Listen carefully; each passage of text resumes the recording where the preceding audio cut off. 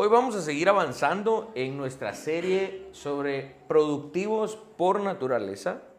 El creyente debe ser productivo porque su naturaleza de creyente, ahora su naturaleza cristiana, lo demanda. Y quiero que abran su Biblia en Isaías capítulo 54, versos 16 al 17. Isaías 54, versos 16 al 17. Y hoy vamos a considerar el concepto de las herramientas. Y dentro de las herramientas vamos a considerar el asunto de las tecnologías. Obviamente no voy a hablar de la inteligencia artificial y todo eso, sino que del concepto subyacente de lo que Dios en la Biblia, imagínense, Dios en la Biblia habló de las herramientas en alguna medida. Y creo que podemos hoy beneficiarnos de ello. Voy a poner en la pantalla lo que tenemos como texto y es Isaías 54, versos 16 y 17. Dice: He aquí que yo hice al herrero que sopla las ascuas en el fuego y que saca la herramienta para su obra. Y yo he creado al destruidor para destruir. Ninguna arma forjada contra ti prosperará, y condenarás toda lengua que se levante contra ti en juicio. Esta es la herencia de los siervos de Jehová, y su salvación de mí vendrá, dijo Jehová. Bueno, este es dos versículos bien interesantes que realmente nos muestran la magnitud del poder del Dios con el que estamos relacionándonos. Hice una exégesis que tenía como 7 páginas, me volé todo el tema previo porque quiero entrar directo a la aplicación, si no, no nos va a dar el tiempo. Como siempre, extendería esto a 2 o 3 enseñanzas y quiero ir más que todo al tema de las herramientas. Vaya si no, después de establecer quién es el Dios en el que creemos, podemos identificar el trasfondo redentor que existe incluso en el concepto de las herramientas y cómo utilizarlas. Pero de manera específica, los versos 16 y 17 que acabamos de leer del capítulo 54 de Isaías, como tales, de manera individual tienen un mensaje también redentor. Estos versos específicos nos ayudan a incrementar el sentido redentor de cómo Dios obra. Y la implicación es que el Señor hizo, dicen estos versos, el Señor hizo al herrero, hizo el fuego, hizo el poder para hacer la herramienta, hizo al hombre que hace la herramienta, y dice que Él también hizo al destruidor para destruir. Esto juega con nuestra mente, ¿no? Porque uno diría, entonces Dios hizo lo malo. No, eso no está diciendo el profeta. Lo que pasa es que el contexto de esto, el contexto de estos capítulos, incluso desde el capítulo 52 hasta el capítulo 54 de Isaías sigue profetizando sobre la futura destrucción de Israel a manos de Nabucodonosor, de Babilonia. Y entonces vemos aquí que ¿quién creó a Nabucodonosor? ¿Quién creó a la nación de Babilonia? Dios. Pero Dios no está diciendo que Él está provocando pecado. Lo que está diciendo el profeta es que Él hizo a estos hombres que buscaron muchas perversiones, dice otra parte de la Biblia, y finalmente van a destruir al pueblo de Israel. Y lo cual era necesario para corregir a Israel. Pero finalmente estos destruidores también vinieron de la mano creadora de Dios. Pero el punto redentor es este: Dios lo ha hecho todo, el Señor lo hizo todo. Aquí es donde cobra sentido el proceso mediante el cual Él redime. Él planea todo, Él permite que las cosas sucedan y finalmente Él lleva a cabo su plan redentor. Y esto nos recuerda lo que creemos acerca de la salvación. Dios hace la obra de salvación de principio a fin. No hay una sola pizca de nuestro esfuerzo que supuestamente trabaje de la mano de Dios, de la mano con Dios, para llevarnos a la salvación. Dios ha hecho todo desde el principio y le vamos a dar un poco más de énfasis a eso. Ahora, aquí también habla, estos dos versos hablan de que el pueblo de Dios iba a sufrir. Y finalmente el sufrimiento es parte del plan redentor de Dios, para que entendamos que gran parte de nuestro sufrimiento es por causa de nuestro pecado. Y Él, cuando nos libra del sufrimiento, también nos redime, no solo para salvación, sino que también nos redime de nuestro sufrimiento. Y Dios entonces se glorifica una vez más como el Redentor. Él lo hizo todo. Cuando su plan redentor se consuma, vemos que Jesús viene a hacer todo. Jesús es, si ustedes se dan cuenta en el Nuevo Testamento, Jesús es el cordero para el sacrificio. La carta a los hebreos nos dice que Él es el sacerdote, que Él es el altar, que Él es el templo. Jesús es todo para nosotros. Estos versos nos enseñan una vez más el poder de la redención de Cristo. Cuando está hablando acerca de herramientas, como un ejemplo, nos está diciendo, incluso el poder para hacer las herramientas, yo lo di. Y esto refleja de nuevo el poder salvífico de Cristo cuando nos recuerda que Él ha hecho todo en la salvación. ¿En qué momento histórico está diciendo esto el profeta Isaías? El profeta Isaías está diciendo esto durante el tiempo de los reyes Usías, Acaz, Jotam, Ezequías. En el tiempo de todos estos reyes, Isaías es que profetiza. El comentarista Edward Young dice que esto se escribe en el contexto de Jerusalén siendo la capital del Reino del Sur. Jerusalén o Israel es una teocracia, obviamente están bajo las leyes de Dios. Siempre, la teocracia siempre está en ejercicio. La diferencia es quién es el Dios que está imponiendo leyes, ¿verdad? Pero esa teocracia está tristemente siendo violada por los israelitas porque en ese momento hay mucha iniquidad e injusticia en la ciudad de Jerusalén. Los imperios que acechaban a Israel en ese tiempo eran dos grandes imperios. El imperio asirio, y el rey era Tiglat-Pileser, y el imperio babilónico, cuyo rey era Nabucodonosor. Eran épocas en algunos tiempos de tranquilidad, como por ejemplo al final de los días del rey Ezequías. Dios profetiza a través de Isaías, cuando Ezequías comete el error de enseñarle a los enviados de Babilonia todo lo que había en su reino. E Isaías le dice a Ezequías, esto que hiciste fue malo, y Dios va a traer un juicio sobre esta nación, pero no lo voy a traer en tus días, porque tú has sido un rey que se ha humillado delante de mí. Voy a traer este sufrimiento en los días de tus hijos. Pero en los últimos días del rey Ezequías, digamos que hubo relativa paz en la nación de Israel. En otras épocas, pues hubo, en esa época cuando el profeta Isaías estaba profetizando, había incertidumbre, constante amenaza de guerra, la cual explotó finalmente y el pueblo de Israel fue llevado al cautiverio. En otras partes de la Biblia vemos algunos de estos conceptos como los que hoy estamos analizando. Si me ayudan ahí con la siguiente diapositiva, por ejemplo, en el mismo capítulo de Isaías 54, verso 5. Porque tu marido es tu hacedor, Jehová de los ejércitos es su nombre, y tu Redentor, el Santo de Israel, Dios de toda la tierra, será llamado. Vean cómo el concepto salvífico sigue estando acá y no se aparta de lo que el profeta está diciendo. Salmo 100, verso 3. Reconoced que Jehová es Dios, Él nos hizo y no nosotros a nosotros mismos. Pueblo suyo somos y ovejas de su prado. Estos conceptos los podemos ver incluso en el Nuevo Testamento. Dios hizo todo. Él es nuestro creador. No nos hicimos nosotros a nosotros mismos. Esto es lo que está proclamando el profeta. Ok, la nación de Israel ha recibido no solo de labios de Isaías, sino de otros profetas, tal como lo estamos estudiando los domingos en el libro de Abdías, una gran cantidad de anuncios de juicio, ¿no? Y muchos de los profetas están apuntando precisamente al exilio de Israel a manos de Babilonia.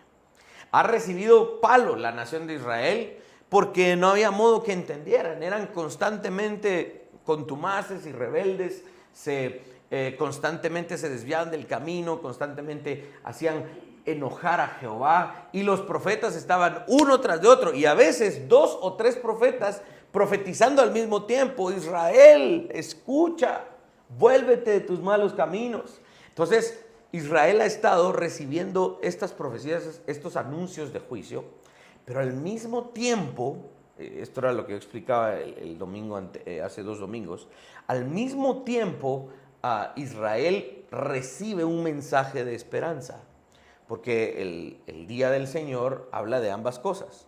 un juicio, pero al mismo tiempo ese juicio es de corrección para el pueblo de Israel, y el pueblo de Israel, a pesar de que está sufriendo por el juicio de Jehová, puede levantar sus ojos, ver al futuro y decir, pero allá adelante Dios nos restaurará.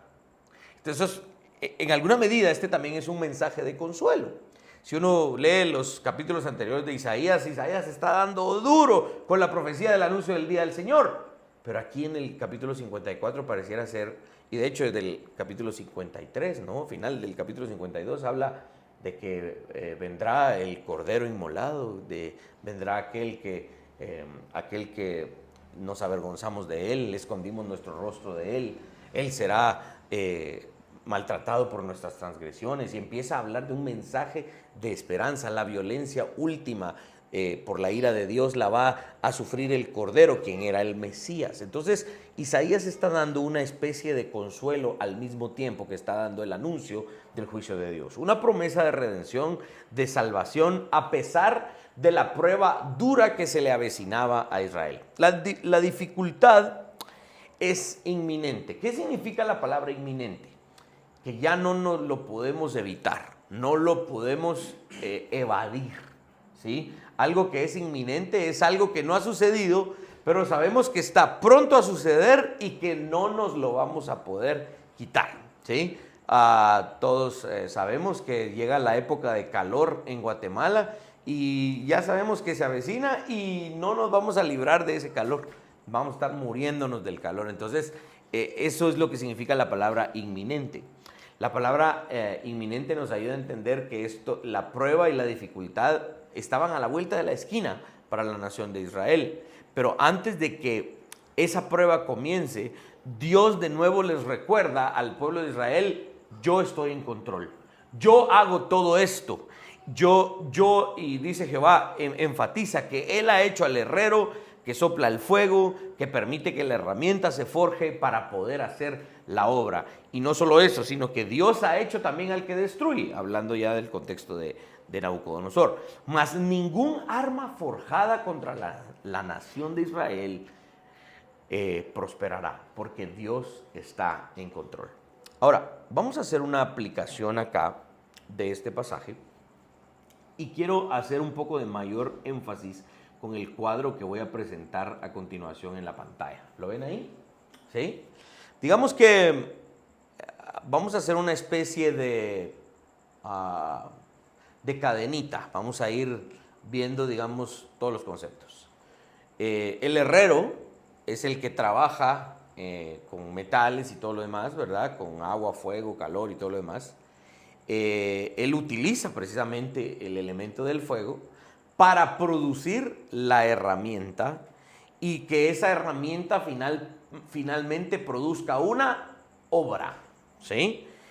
Ahora, veámoslo de atrás para adelante, ¿sí? Vean el último concepto, la obra, que aquí le voy a poner una buena obra, ¿sí? Digamos que una herramienta se supone que es para producir buenas obras. Y eso también, díganme si no, tiene una connotación salvífica, ¿no? Las buenas obras, las cuales fueron preparadas por Dios de antemano para que anduviésemos en ellas. La obra es producto de la herramienta. La herramienta es producto de lo que se hace con el fuego. Y el fuego es producto de lo que el herrero ha creado, ¿sí? Y vemos una especie de dependencia. Ustedes nunca jugaron ese juego, sal de ahí, chiva, chivita, sal de ahí. La chiva le dijo que salga, le dijo que salga de ahí. Entonces va uno jugando esa cancioncita para atrás, ¿no? Y esto es lo que estoy intentando hacer. En primer lugar, cada parte del proceso, y aquí voy a ser bien enfático, cada parte del proceso fue creado por Dios. Aunque lo analicemos como una cadenita de cosas en la que una cosa depende de la otra, debemos no solo llegar a concluir, sino lo más importante aún, debemos iniciar con Dios. Préstenme mucha atención en esta tercera diapositiva en donde tenemos este ejemplo. Está implícito en el pasaje que Dios es el que está hablando y Dios dice, yo hice al herrero. Ahora, póngame atención, el herrero no hizo el fuego. Dios dice, yo hice el fuego para que el herrero lo pueda utilizar.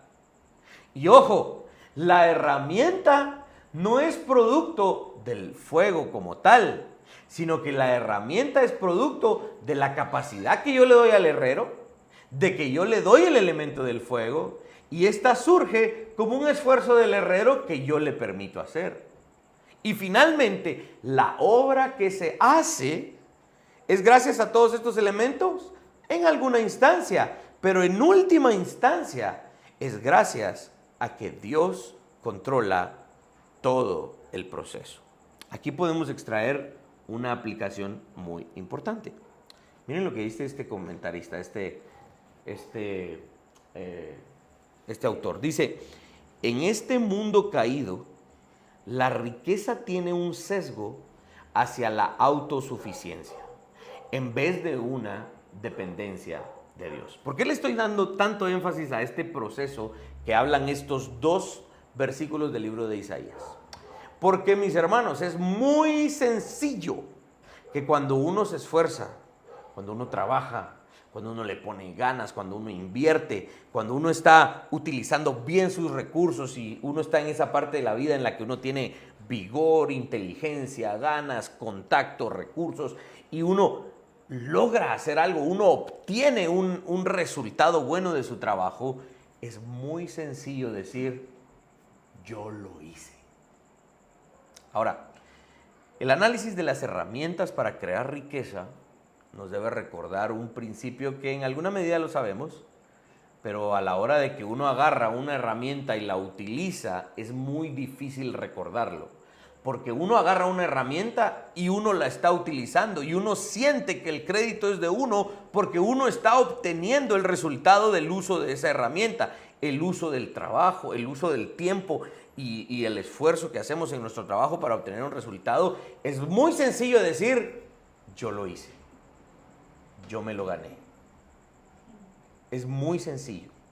Y por eso aquí el profeta nos está recordando con un ejemplo tan básico que en ese momento existía, ¿no? Habían herreros que hacían las espadas, que hacían las herramientas para el trabajo del campo, que hacían las cosas de los caballos, los carruajes para jalarlos.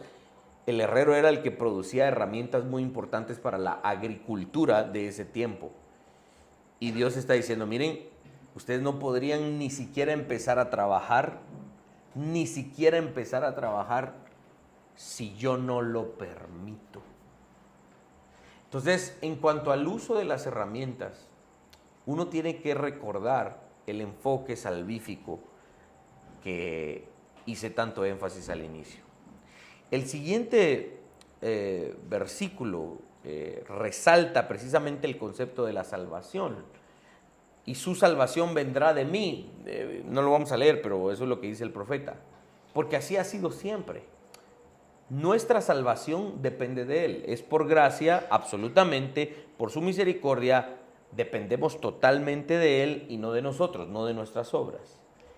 Y en cuanto a nuestro trabajo, nuestro esfuerzo y nuestra labor y el uso de las herramientas que Dios nos ha dado, debemos siempre recordar, yo puedo levantarme, puedo agarrar una herramienta, puedo producir algo solo porque Dios me lo permite. Esto suena un tanto difícil, pero hay que recordarlo constantemente, ¿sí?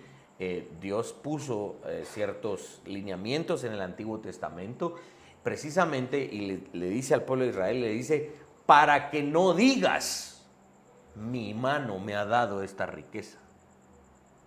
Y vas a recordarte de Jehová tu Dios, y vas a cumplir con esto, y vas a ir a tal ciudad a ofrecer sacrificios, y cada día del mes vas a hacer esto, y cada vez que suceda esto vas a hacer lo otro, para que no digas, yo hice esta riqueza.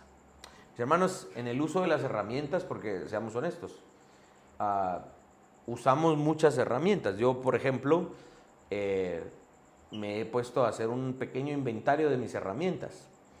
Y de verdad que me admiro de cuántas herramientas Dios me ha regalado, ¿sí? De verdad que a veces me da como pena, voy a llegar al cielo y y me voy a encontrar con los grandes teólogos del pasado que no tuvieron, pero ni siquiera una de las muchas herramientas que yo tengo hoy, y todo lo que ellos lograron, ¿no? No tenían ni luz eléctrica. y todo lo que lograron. Y nosotros tenemos a nuestro alrededor una gran cantidad de herramientas. Desde un teléfono inteligente donde estamos grabando este video, unos micrófonos. Miren, solo aquí tengo 2 micrófonos puestos. Uno para el video y otro para los de Zoom.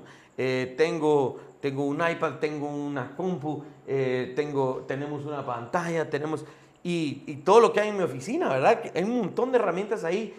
Mi oficina es un cuadradito chiquito, pero yo me puse a hacer un pequeño inventario de todo lo que Dios me ha permitido tener para hacer mi trabajo. Y yo me pongo a pensar, de verdad que Dios me ha dado mucho. Ay de mí si no utilizo bien las herramientas. Bueno, entonces me tengo que poner pilas. Empiezo a utilizar las herramientas y me siento bien chilero por todo lo que logré con el uso de mis herramientas. Y entonces ahí otra vez Dios me jala del pelo, ¿verdad? Por no decir del buche. Y me dice, qué bueno que estás utilizando tus herramientas, pero recuérdate algo. Yo te di las herramientas. Y todo lo que logres con ellas es para mi gloria, porque yo lo permito. Es exactamente como nos lo dice el concepto de la salvación. De mí viene la salvación. Cuando hablemos de la productividad, de la riqueza, del trabajo y de los resultados que hemos logrado, recordemos algo. Así como la salvación vino de Jehová, así vino mi riqueza, así vino mi productividad. Si no es porque Dios no me lo permite, yo no lo hago. ¿Qué pasa? El día de mañana, un coágulo de sangre por X o Y circunstancia, se me quedó trabado en cierta parte y ya no puedo mover los brazos, ya no puedo mover las piernas. O sea, de verdad, de un momento a otro podemos quedar inmóviles. Y si Dios dice, ya no te voy a permitir trabajar, lo hace. ¿Y quién le dice, Dios, está mal lo que haces? Nadie. Entonces, cuando hablamos de esto, el profeta nos está recordando algo. Todo lo que tú eres, lo que tienes y lo que puedes hacer es gracias a mí. Para que en todo, dice la carta a los Colosenses, Jesucristo tenga en todo la preeminencia. Por eso es que una riqueza producida sin esta profunda convicción de que la gloria es de Jehová de principio a fin, es una riqueza que no conviene. Una productividad que sea alabada, aplaudida, estudiada, compartida para que otros la copien, pero que no le dio gloria a Jehová de principio a fin, no es algo que valga la pena. Aquí conecto obviamente ya el tema de la productividad en la aplicación, porque la productividad jamás debe de ser en busca de ni a partir de la autosuficiencia. Cada vez que apliquemos nuestras manos al trabajo que Dios nos ha dado para hacer, asegurémonos de que estamos profundamente convencidos de que no es para nuestro propio beneficio y no es gracias a nosotros. Iniciamos con la capacidad que Dios nos ha dado, continuamos con las herramientas que Él nos ha permitido tener y culminamos reconociendo que el producto de lo que hicimos es gracias a Él y para su gloria. Y yo tengo, a pesar de eso, el beneficio de poder hacer uso de la riqueza que pude haber creado. Nunca creamos que las cosas que tenemos son gracias a que nosotros nos hemos esforzado. Ahora, no quiero demeritar que, en efecto, si nosotros no nos movemos para trabajar, no vamos a obtener lo que necesitamos, no vamos a obtener lo que es necesario para nuestra familia. Si yo no me muevo, yo no puedo comprar ese carro, pero obviamente ese carro que tengo y que me está sirviendo, lo logré porque hubo un Dios que me permitió moverme para poder conseguirlo. Entonces, ambas cosas pueden coexistir. Dios haciendo todo de principio a fin y yo siendo responsable y productivo en todo lo que Dios me permite hacer. Debemos abordar nuestra manera de producir como abordamos el conocimiento de la salvación. No es una conclusión a la que llegamos, es algo que Dios inicia y culmina con en nosotros. Y por eso cito aquel verso tan famoso, ¿sí?, de Filipenses 1:6. Estando persuadido de esto, que el que comenzó en vosotros la buena obra, la perfeccionará hasta el día de Jesucristo. Vean lo que dice ahí. ¿Quién empezó la obra en nosotros? Jehová. ¿Y quién sigue trabajando y no descansará hasta completarla? Jehová. Esto no significa que yo estoy de brazos cruzados viendo cómo Jehová trabaja. No, yo me muevo porque Él está trabajando en mí. Para que podamos producir, Él nos hizo a nosotros, pero Él también hizo el proceso. Y aquí hay una aplicación bien interesante. Por decirlo de alguna manera, cuando dice el profeta que Él hizo el fuego, la herramienta y la obra, es importante que entendamos la soberanía de Dios. Oportunamente nos sirve para entender y enfatizar el concepto de la dependencia de Dios. Otro comentarista de apellido Maquina escribe lo siguiente. Ayúdame con la siguiente diapositiva. Dice, toda la arrogancia humana se postra ante los pies del soberano Dios. Acá, aunque ya lo enfaticé, voy a ponerle nombre al concepto. Dependemos total y absolutamente de Dios. ¿Sí? En todo. Y estas no son malas noticias. Présteme mucha atención. ¿Qué es mejor? ¿Depender de la voluntad de Dios o depender de mi esfuerzo y de mi voluntad? Algunos que se tienen mucha confianza pueden decir, no, yo me he preparado, yo soy disciplinado, yo y todo. Pero, y pueda que en alguna instancia las cosas dependan de esa persona, pero él no controla todo. ¿Qué pasa si él tiene todo lo que él puede, lo tiene bajo control, y todo lo que no puede controlar, y Dios sí, finalmente dice, aunque tú te preparaste muy bien y yo no lo permito, y queda frenado todo su plan? No va a poder en contra de la voluntad de Dios y del dominio absoluto de Cristo. Siempre dependemos del Señor. En cómo iniciar, dependemos de Él en el proceso y el final también depende de Él, porque todo es para su gloria. Deseo seguir en este orden de ideas, ya que este verso nos ayuda a conjugar la soberanía total de Dios con nuestra responsabilidad. De alguna manera, Él ha creado todo, como ya lo dice el profeta. Él me hizo a mí, digamos que yo soy el herrero, tú eres el herrero. Dios te ha creado a ti, Dios nos ha creado como los herreros. En el juego de la productividad no es algo que realmente es solo mi responsabilidad. En el fondo de mi argumento es el siguiente. Dios tuvo la idea de producir y Él establece los términos en los que yo puedo producir. Entonces, cuando yo entiendo y digo, Dios me ha dado la capacidad de producir, bueno, me levanto y empiezo a trabajar en ese proceso de producción. Tengo que estar pendiente de lo que Dios me permite y lo que no me permite hacer. Y aquí es donde muchos se pierden. ¿Por qué? No hay nada de malo, por ejemplo, en hacer los procesos de producción para que sean más eficientes. No hay nada de malo en eso. Lo que puede estar mal es que a la hora de quererse ahorrar material, o a la hora de querer ahorrar tiempo, o a la hora de querer hacer ciertos procesos para que la productividad sea mayor, cometimos un pecado porque lo hicimos de acuerdo a lo que nosotros quisimos. A la hora de mejorar un proceso de producción, estuvimos dañando a otra persona. A la hora de hacer un proceso de producción, fallamos en nuestra palabra con otra persona porque ahí nos íbamos a ahorrar tales cosas y entonces hicimos supuestamente más productiva nuestra labor. Ahí tenemos que recordar que el proceso también lo gobierna Dios y no solamente dependemos de Él, sino que cuando decimos que Él lo gobierna tenemos que estar pendientes de lo que Él nos permite y no nos permite hacer en nuestro proceso, en nuestros trabajos.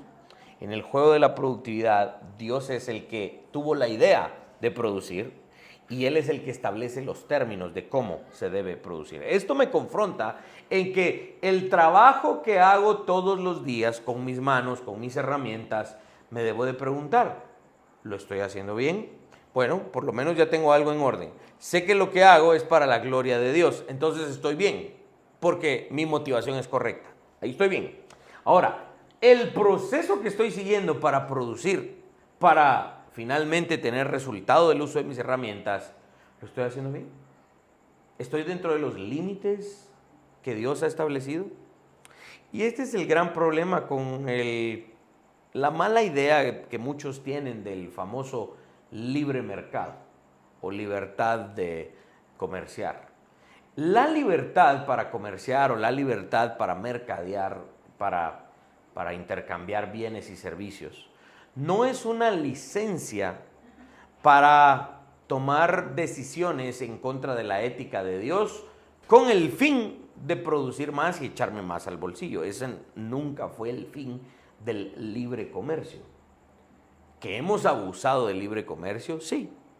Ahora, si les pido que levanten la mano, algunos de ustedes, estoy seguro que todos en algún momento podríamos levantar la mano, al hacernos esta pregunta. ¿Hemos sido perjudicados alguna vez en un negocio porque nosotros quisimos hacer bien las cosas y otra persona se aprovechó de nosotros? Ni he terminado de hacer la pregunta y algunos están diciendo, sí, ¿verdad? Hemos sido perjudicados porque nosotros quisimos hacer bien las cosas, pero tristemente hubo otro que no le importó la ética y nos arruinó un negocio, nos hizo perder dinero, nos hizo perder esto y lo otro. Sí, nos ha sucedido a todos y déjenme decirles, nos va a seguir sucediendo cuando sigamos viviendo en una sociedad como la que vivimos. Ahora, eso no significa que debemos de rendirnos en nuestra capacidad y en nuestro ímpetu de hacer bien las cosas. ¿Recuerdan el Salmo 15? El hombre justo, el hombre íntegro es aquel que aún jurando en daño propio, en perjurio propio, no por eso cambia, ¿sí? En el juego de la productividad necesitamos recordar que Dios es el que nos permite producir y cuando estemos produciendo, estemos constantemente recordándonos los pasos que doy para producir deben estar en armonía con lo que Dios me demanda. ¡Hala, pero me va a salir más caro! ¡Hala, pero voy a perder! ¡Hala, pero es que aquellos van a hacerlo antes! ¡Ah, es que me van a ganar este negocio! Yo sé que esas cosas son difíciles. Todos hemos estado en ese punto, pero si somos creyentes debemos de tener la valentía suficiente de recordar esas cosas y obrar de acuerdo a eso. Dios no le dará valor al producto que llegó a ser un producto bajo los términos de un ser humano en contra de la voluntad de Dios. Dios no le da valor a la productividad que es obtenida fuera de su ética. Y seamos honestos, hoy pareciera ser que los incrédulos poseen más recursos porque no tienen conciencia, no tienen, como alguien decía por ahí, no tienen un sistema ético al cual traicionar. Por lo tanto, lo único que les interesa es hacer más dinero. Y decir, bueno, a mí no me importa eso del día del Señor, ni me lo enseñaron, mi negocio va a seguir operando domingo tras domingo tras domingo. Y digamos que va a producir más. A los ojos carnales pareciera ser que sí. Pero en última instancia, Dios va a juzgar eso y no le dará el valor a algo que fue obtenido en contra de la ética cristiana. Me llama la atención un ejemplo de una familia que yo conozco en Estados Unidos y ellos tienen hectáreas de maíz, ¿verdad?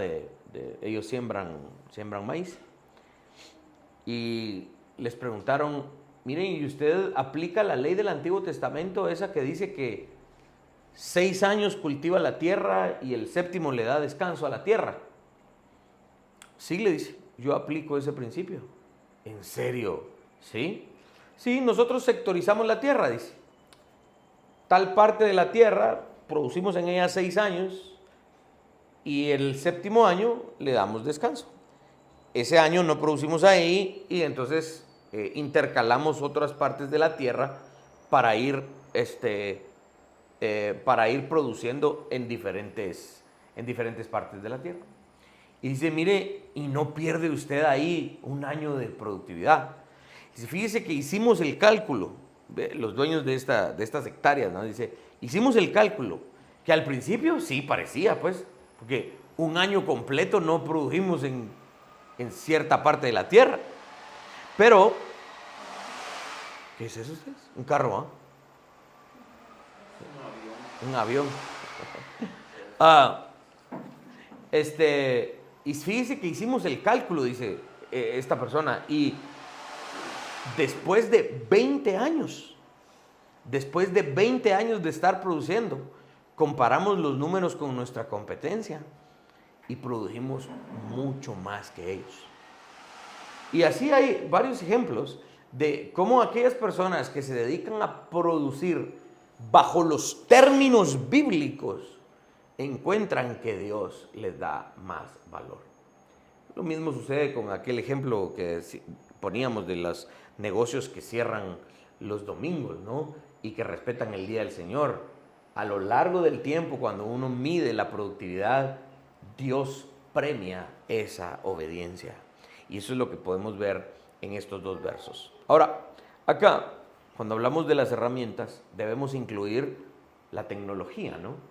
Este autor que estaba leyendo decía algo bien interesante. Él decía, ¿sabían ustedes que el gran avance tecnológico en los días de Noé fue el arca? Porque probablemente no era el único barco que existía, pero fue el único barco que sobrevivió, que no fue destruido. Ese fue el gran avance tecnológico de su época. Ahora, hablemos un poco de las herramientas desde la perspectiva bíblica. ¿Sí? Ayúdame con la siguiente diapositiva. Miren este comentario. Dice, si las herramientas y la tecnología deben ser entendidas como formas importantes de riqueza, entonces esto nos provee la rúbrica que necesitamos para lidiar con nuestras herramientas y nuestra tecnología en una manera bíblica. Rúbrica significa una serie de pasos, digamos, un método para hacer uso de nuestras herramientas. Mis hermanos, la productividad depende altamente de nuestras herramientas y del uso que le demos a nuestras herramientas. Por ejemplo, cuando yo me dedicaba mucho a la música, digamos, ¿no? Yo me ponía a escuchar la música de otros artistas, ¿verdad? Y yo la escuchaba en los monitores del estudio y decía, ¡ala, qué fantástico suena! ¿Verdad? Y luego ponía yo una de mis producciones y ¡ay, Dios! Cabal, ¿verdad? Allá sonaban las Pringles y conmigo sonaban los Tortex, ¿verdad? Así, muy chiquitito, ¿verdad? Y yo me ponía a investigar, pero ¿por qué a mí me suena tan gacho? O a veces yo hacía mi canción y en los monitores del estudio sonaba bien bonito. Bueno, me voy a ir a la casa y la ponía en el radio del carro. Cuando veía en el carro, ¡ay, Dios, qué vergüenza! ¿Va? Sonaba feo. Y yo decía, ¿por qué suena así? Hasta que un amigo que obviamente tenía más experiencia que yo en las cuestiones de la grabación y del estudio, dice, mira, ¿sabes qué es lo que pasa? Es que enséñame, ¿con qué estás grabando?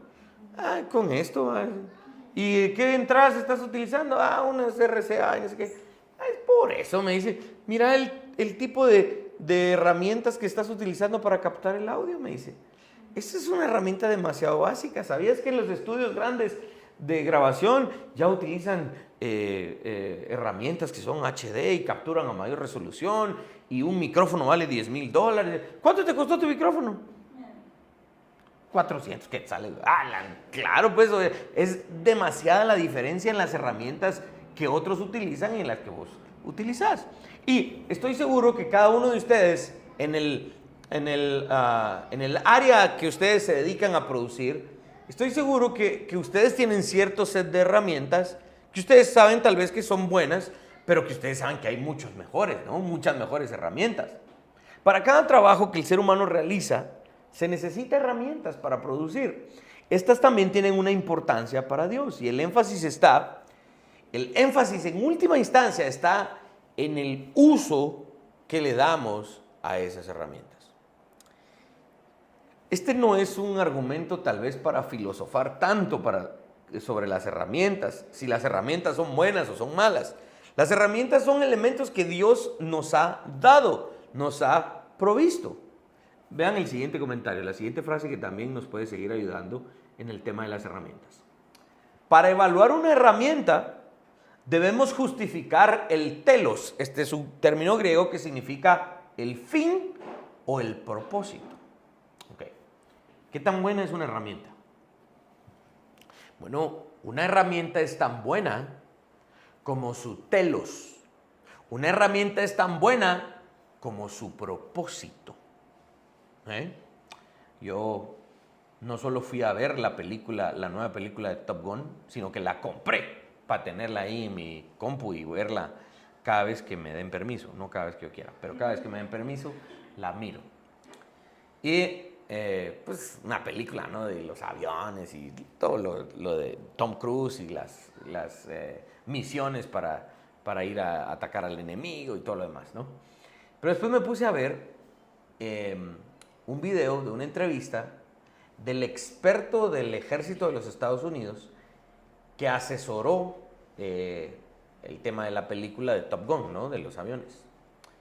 Y le preguntan que cómo fue la cosa y el proceso, y él dice, la película trata acerca de que el enemigo de los Estados Unidos superó la tecnología de los aviones de Estados Unidos. Y de hecho ese es el argumento de la película, ¿no?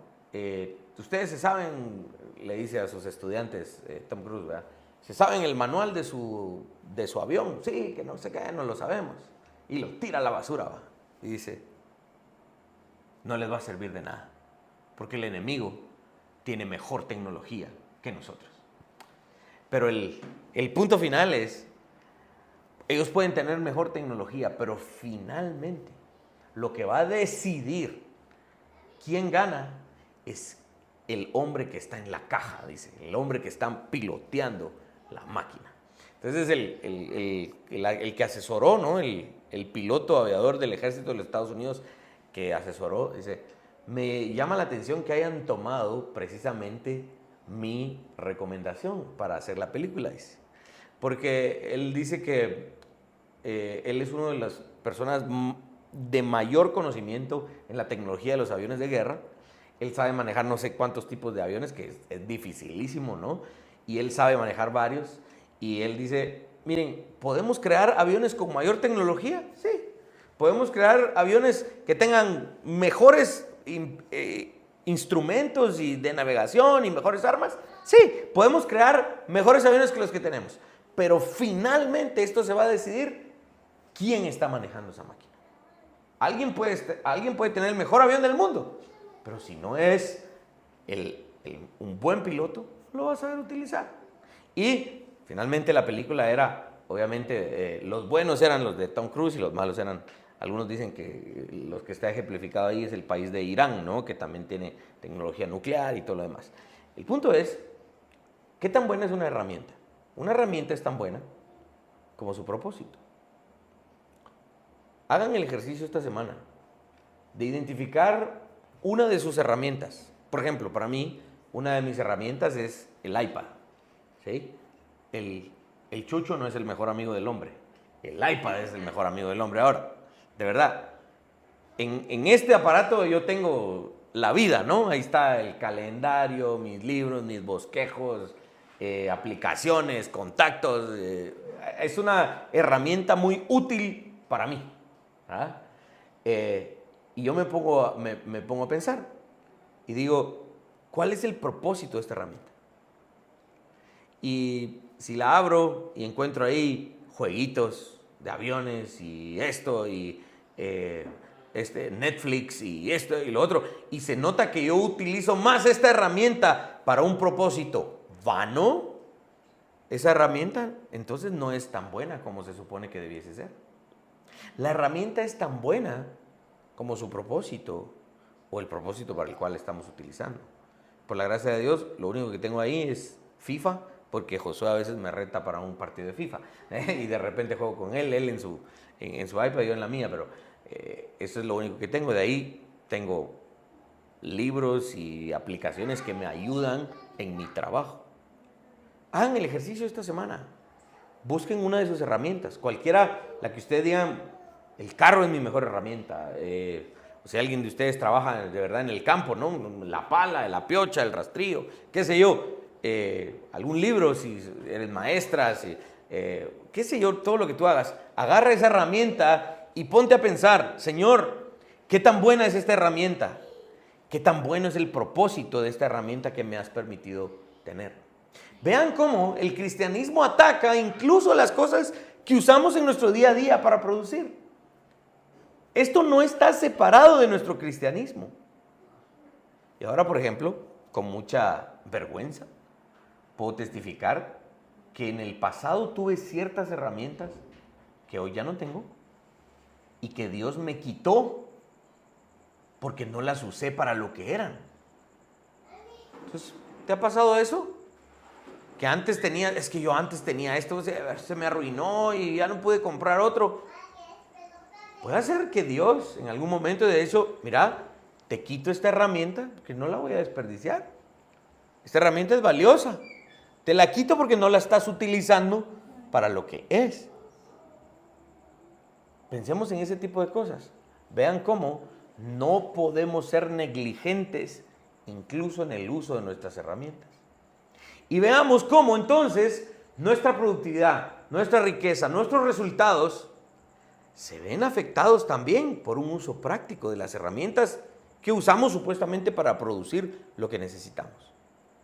¿Podría yo llegar a una conclusión en que Dios me quitó ciertas cosas porque no les estaba dando un uso adecuado que Él me mandó a darle? Tanto nuestras herramientas de trabajo como lo que produzcamos con ella debe ser para la gloria de Dios. Todos lo decimos y lo creemos, pero ¿realmente lo vivimos? Esa es la pregunta. Las herramientas no son el problema. El problema sigue siendo el corazón humano, el uso que ese corazón le está dando a las herramientas. Miren, un martillo, dice uno de los autores que estaba leyendo, un martillo puede servir para construir un prostíbulo o para construir un granero en donde se trabaja. La herramienta no es la mala, el problema es el corazón de la persona que está usando esa herramienta. Finalmente, ¿qué es una herramienta? Creo que no tengo eso ahí, Dani. La siguiente. Ayúdame. No, no la tengo. Pero lo voy a definir. ¿Qué es una herramienta? Una herramienta es algo que no es parte de tu cuerpo, lo cual permite que el hombre o la persona haga algo que no puede hacer con su propio cuerpo. O es algo que es externo al cuerpo que permite que el ser humano haga de manera más sencilla un trabajo. Esa es una herramienta. Algo, no somos Iron Man.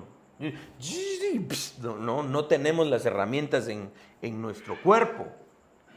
Por eso Dios ha permitido, desde el principio, si ustedes van, y de verdad me hubiera tomado más tiempo si voy a las primeras referencias de herramientas en Génesis, ¿no?